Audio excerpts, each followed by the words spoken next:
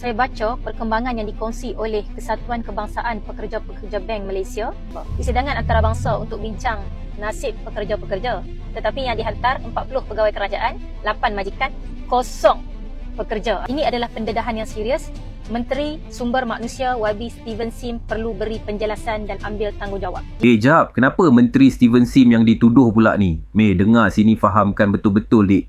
MTUC nak bising sebab tak dapat pergi Geneva. Lah, rumah sendiri pun tak settle lagi. MTUC sekarang tengah ada kemelut kepimpinan. Mereka sendiri yang lantik jawatan kuasa bersama khas JBK lepas mahkamah keluar perintah 21 Februari. Tugas JBK ni satu je, urus pemilihan semula kepimpinan MTUC. Pemilihan sepatutnya berlaku Mei 2025 tapi ditangguh ke Ogos. Dan sekarang masih tak selesai. MTUC tak ada pemimpin sah. So siapa nak wakilkan pekerja Malaysia kat Geneva? Tapi peliknya JBK pula yang bising, kecam kerajaan dan Menteri Sumber Manusia sebab kononnya tak lantik wakil pekerja ke Persidangan Buruh Antarabangsa ILC kat Geneva. Padahal semua orang tahu JBK tak ada mandat pun nak wakilkan MTUC dalam ILC tu.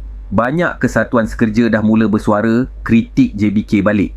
Mereka cakap JBK kena fokus pada kerja asal, buat pemilihan, bukan sibuk cari spotlight kat Geneva.